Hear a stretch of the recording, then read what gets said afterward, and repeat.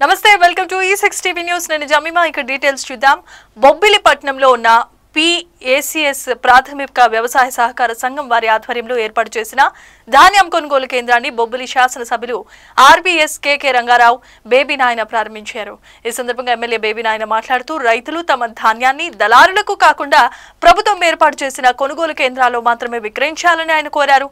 గత ప్రభుత్వ హయాంలో రైతులు సకాలంలో డబ్బులు అందక ఎన్నో కష్టాలు ఎదుర్కొన్నారని పందులు పందికొక్కులు బారిన పడకుండా ధాన్యాన్ని కాపాడుకునే పరిస్థితి ఉండేదని కూటమి ప్రభుత్వం ఏర్పడిన తర్వాత ధాన్యం మిల్లులకు వెళ్లేలోపే రైతుల అకౌంట్లో డబ్బులు వేసిన ఘనత తమ ప్రభుత్వానికే దక్కుతుందని ఆయన తెలిపారు।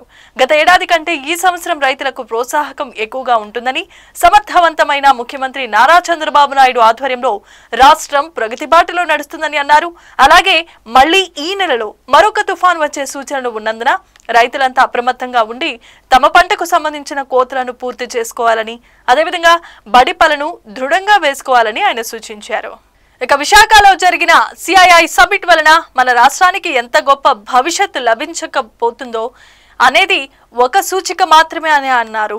హైదరాబాద్ వంటి మహానగరానికి ప్రపంచ స్థాయిలో గుర్తింపు తీసుకొచ్చిన ఘనత నారా చంద్రబాబు నాయుడు అంటూ మళ్ళీ ఇప్పుడు కూడా అలాంటి సంకల్పంతోనే ఆంధ్రప్రదేశ్ రాష్ట్రాన్ని పునర్నిర్మించే బాధ్యతను తీసుకున్నారని వారికి తోడుగా నిజాయితీకి మారుపేరైన డిప్యూటీ సీఎం శ్రీ పవన్ కళ్యాణ్ పనినే దైవంగా భావించే నారా లోకేష్ కూడా తోడుగా ఉన్నారని ఆయన ప్రశంసించారు।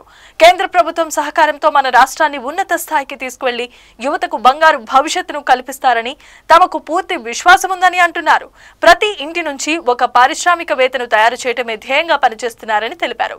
ఇక ఈ కార్యక్రమంలో టీడీపీ రాష్ట్ర కార్యనిర్వహణ కార్యదర్శి అల్లాడ భాస్కర్ రావు, రాష్ట్ర గ్రంథాలయ సంస్థ డైరెక్టర్ రౌతు రామ్మూర్తి, బొబ్బిలి నియోజకవర్గం Janasena in charge Girada Appalaswamy, PACS chairman Bethanapalli Sriramamurthy, Bobbili తహసీల్దార్ శ్రీ ఎం శ్రీను, బొబ్బిలి మండలం టీడీపీ అధ్యక్షులు వాసిరెడ్డి సత్యనారాయణ, బాడంగి మండల టీడీపీ అధ్యక్షులు తెంటు రవి, బీజేపీ జిల్లా కార్యదర్శి ముగడ అనిల్, బీజేపీ నాయకులు Jagana Trinatha, Gopalarayudupeta channel committee chairman Nagireddy Ramarao, మాజీ ఎంపీపీ బొంతు త్రినాథ, బొబ్బిలిపట్నం టీడీపీ అధ్యక్షులు గెంబలి శ్రీనివాస్, వివిధ గ్రామాల సర్పంచులు, ఎంపీటీసీలు, రైతులు, కూటమి నాయకులు, కార్యకర్తలు, ప్రభుత్వ అధికారులు తదితరులు పాల్గొన్నారు।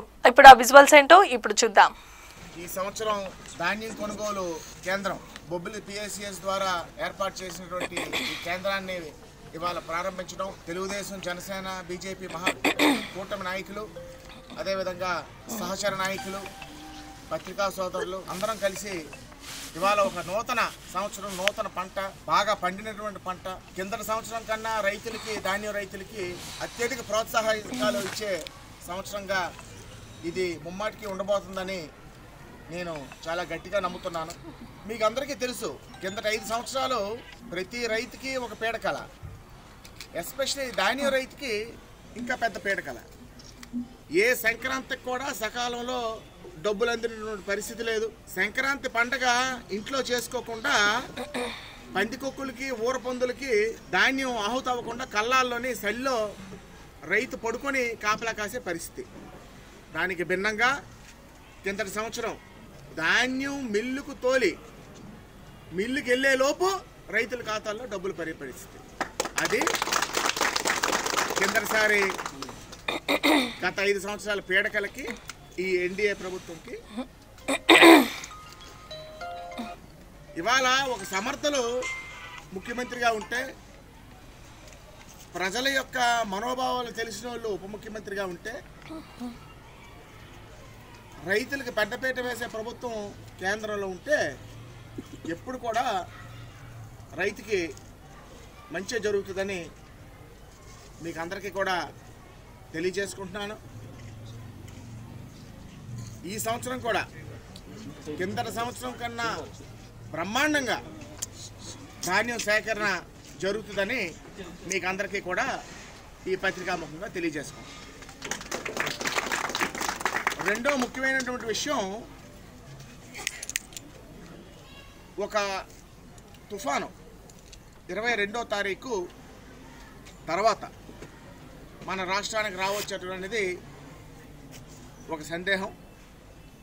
ఇంకా కదలికలు రానప్పటికీ రైతులందరూ కూడా కొంచెం అప్రమత్తంగా ఉండి సేను కోతలు పూర్తి చేసుకోవడం కాకుండా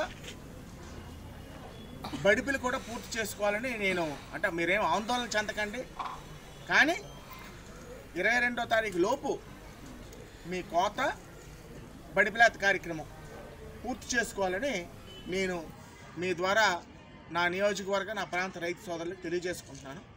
దయచేసి బడిపి కూడా బిగువుగేయండి.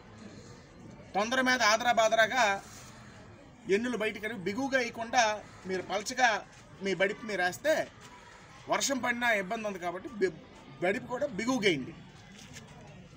అది చాలామంది సందేహాలు బడిపేటి బిగువేటి అని అర్థం అవ్వాల్సిన వాళ్ళకి అర్థమైతే చాలు, రైతుకి అర్థమైతే చాలు అది.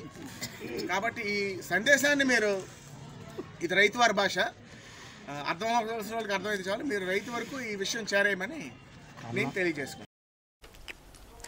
రైట్, ఇక ఇవి ఇప్పటి వరకున్న E6 టీవీ న్యూస్ అప్డేట్స్. మరిన్ని వివరాల కోసం చూస్తూనే ఉండండి.